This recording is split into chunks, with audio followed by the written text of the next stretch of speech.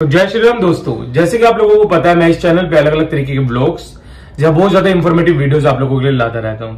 थोड़े दिन पहले मैंने एक शॉर्ट वीडियो बनाया अयोध्या के फैक्ट्स के बारे में, अननोन फैक्ट जो कि हम लोगों को पता भी है और काफी सारे फैक्ट्स हम लोगों को नहीं पता।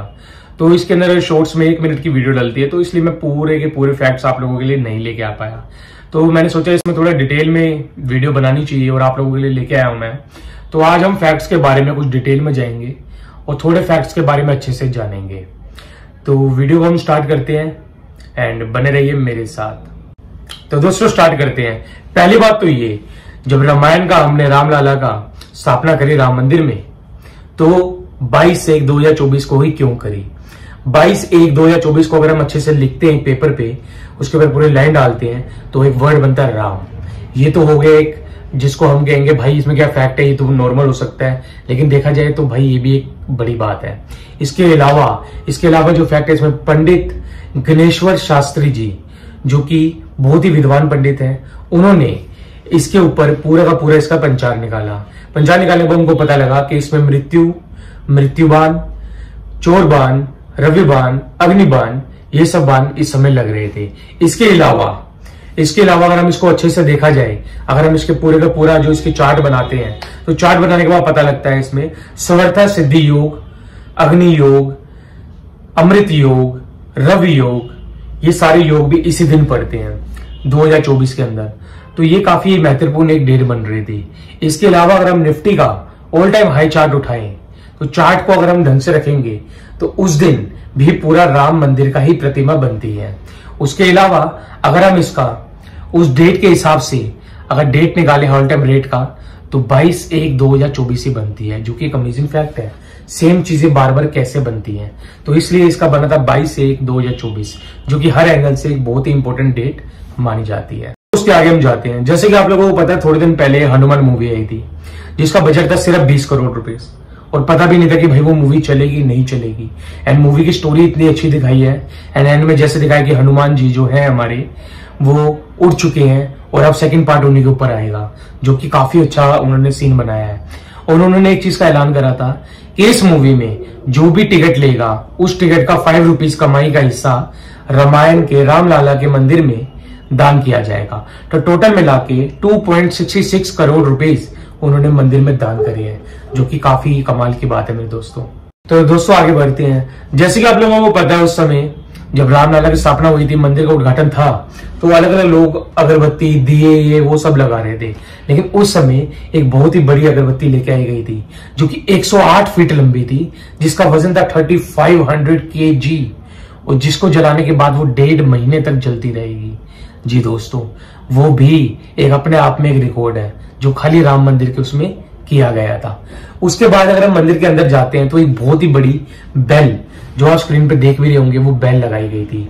उसका जो वजन है वो 600 किलो है, और जब उसको बजाते हैं, उसको इस तरीके से बनाया गया है कि उसको जब भी बजाओ तो एक ओम की जो ध्वनि है वो चारों तरफ सराउंडिंग में फैल जाती है, जो कि काफी बड़ी आश्चर्यजनक बात है दोस्तों। उसके बाद अगर हम देखते हैं मंदिर में, हनुमान जी की मूर्ति तो आप लोगों ने बाहर देखी होगी, लेकिन उसके अलावा एक जटायु, जो कि आप लोग अगर रामायण के बारे में जानते हैं हिस्ट्री, तो रामायण में जब जटायु थे, जब सीता माँ को रावण लेके जा रहे थे, तो जटायु ने अपने प्राण त्याग दिए थे सीता माँ को बचाने के लिए, और उन्होंने ही राम भगवान को दिशा बताई थी कि रावण ही लेके गया है सीता माँ को लंका की ओर। तो उसी जटायु की इन्होंने प्रतिमा रामायण के रामलला के जो हमारा मंदिर बना है उसमें लगाई गई है, वो भी बिल्कुल आगे की ओर। है ना कमाल की बात। दोस्तों आगे बढ़ते हैं। उसके आगे अगर आप देखो, तो जय श्री राम अगर सोशल मीडिया में देखो, तो 2023 के दिसंबर से लेके 2024 के मार्च तक जय श्री राम सबसे ज्यादा टाइप किया गया वर्ड है सोशल मीडिया पे। अगर हम देखते हैं तो जय श्री राम एक दिन में 2 करोड़ से ज्यादा लिखा जाता है, जो कि अपने आप में बहुत बड़ी बात है दोस्तों। तो दोस्तों आगे जाते हैं। इस मंदिर में बिल्कुल भी स्टील का यूज नहीं किया गया, बिल्कुल भी स्टील का यूज नहीं किया गया। स्टील की जगह इस मंदिर को एंशिएंट तरीके में पत्थर के ऊपर पत्थर लगा के जोड़ा गया है। उसके पीछे बहुत सारी वजह है। स्टील से जैसे आप पहले पुराने महल भी देखोगे, तो उस महलों के अंदर भी यूज नहीं किया जाता था स्टील। क्यों? क्योंकि स्टील की कैपेसिटी होती है, मान के चलो 200 साल 300 साल अगर अच्छे से अच्छा भी आप यूज करोगे तो 500 साल के बाद वो स्टील पे जंग लगना शुरू हो जाता है, वो स्टील कमजोर हो जाता है, जिससे मंदिर की जो इतना मेहनत से मंदिर बनाया गया है उस मंदिर के अंदर नुकसान होने का खतरा बढ़ जाता था। इसलिए उन्होंने एंशिएंट तरीके से जो पत्थर लगाए गए हैं उससे इस मंदिर की लाइफ कम से कम 5000 साल तक बढ़ चुकी है, जिससे 5000 साल तक इस मंदिर को गिरने का कोई खतरा नहीं है। आगे बढ़ते हैं। उसके बाद अगर आप ध्यान से देखो तो इस मंदिर में अगर आपको जगह जगह पता हो कि भूकंप आने का खतरा आजकल कुछ ज्यादा ही होता रहता है। जापान में 2001 में 9.5 मैग्नीट्यूड का एक भूकंप आया था, जिसके बाद आप लोगों को पता है कितनी ज्यादा तबाही मची थी।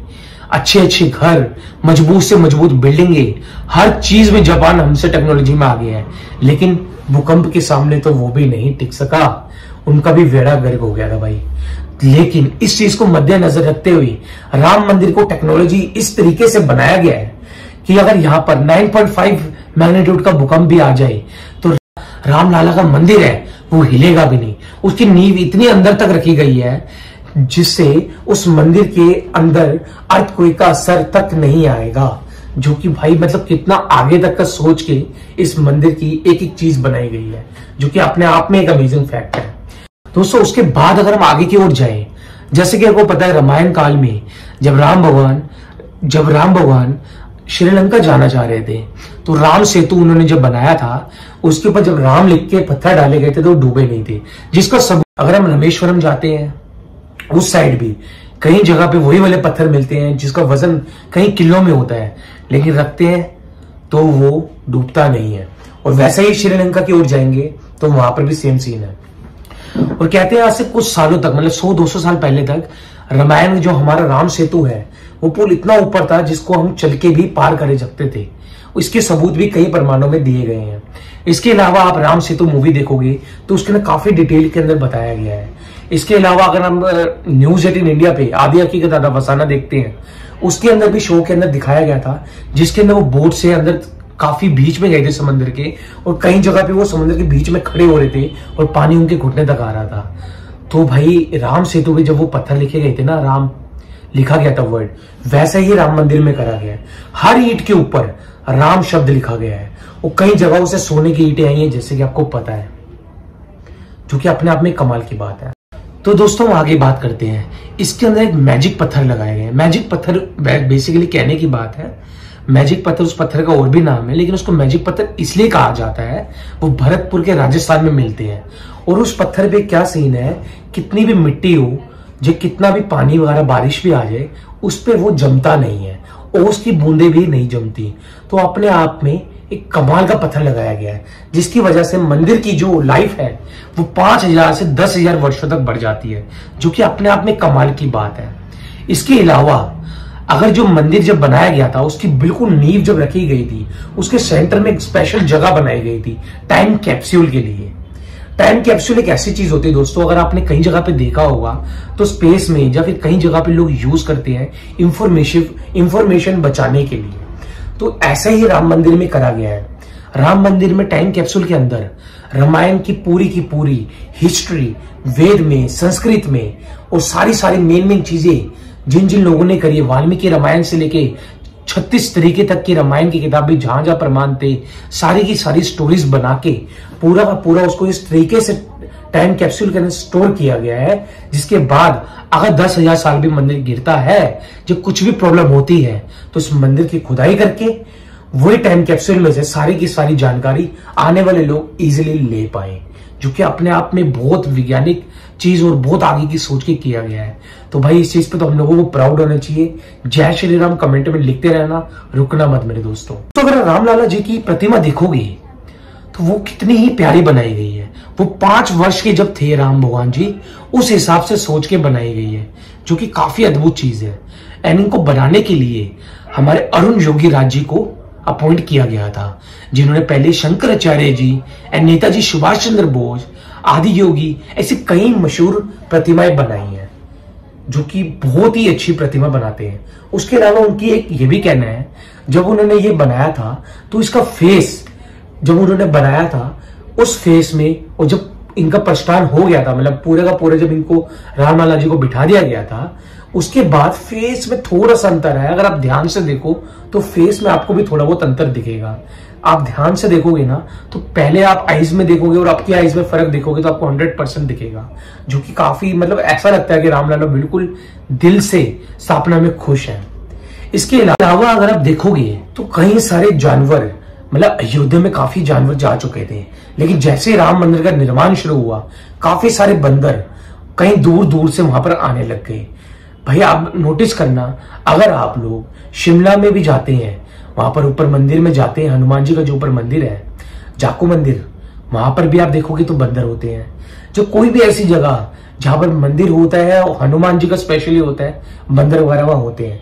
तो वैसे ही अयोध्या में जैसे राम मंदिर का निर्माण होना शुरू हुआ, दूर दूर से ऐसी बंदरों की प्रजातियां आने लगी, लंगूर वगैरह ऐसे ऐसे आने लगे जो वहां पर 100-200 सालों से भी नहीं देखे गए थे, जो कि अपने आप में एक करिश्मा वाली बात है। दोस्तों अगर हम लोग ध्यान से रामलाला की मूर्ति को देखेंगे तो उनके सर के ऊपर, बिल्कुल उनके मुकुट के ऊपर एक सूर्य का प्रतिमा बनाई गई है। सूर्य जो कि वो सूर्यवंशी खानदान से है, तो इसलिए उनको सूर्य का सबसे ऊपर दिखाया गया है। और उनके अगर लेफ्ट साइड में देखोगे तो वहां पर उनका वामन अवतार, मत्स्य अवतार और नृसिंह अवतार जैसे दिखाया गया है। और अगर राइट साइड में देखेंगे तो वहां पर राम, कृष्ण, बुद्ध अवतार और कल्कि अवतार को बनाया गया है। चरणों में देखेंगे तो एक चरण में हनुमान जी, दूसरे में गरुड़ जी जो उनकी सवारी है उनको दिखाया गया है।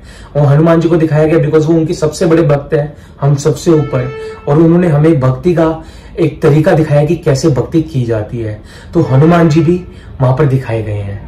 उसके अलावा अगर आप ध्यान से देखो तो जो कि राम भगवान जी का जब जन्मदिन होता है तो वहां पर उनका जन्मदिन को सूर्य तिलक करने के लिए स्पेशल चीज बनाई गई है, जो कि बिल्कुल छत पे इस तरीके से एक प्रकार से बनाया गया है कि जो रोशनी है वो मिरर के थ्रू ऐसे आती है, जो बिल्कुल उनके माथे पे उनके तिलक लगता है सूर्य ग्रहण, सूर्य की रोशनी से, जो कि काफी अच्छी चीज है यार। जो कि अभी लास्ट टाइम अभी हुआ था, आपने देखा होगा, तो भाई वो दिल भावुक हो जाता है वो जब भी सीन देखते हैं। तो ये सारे फैक्ट्स थे, और आप लोगों को कौन सा फैक्ट सबसे अच्छा लगा प्लीज मुझे कमेंट में जरूर बताना, एंड जय श्री राम जरूर लिखना। तब तक मिलते हैं अगले इंफॉर्मेटिव वीडियो।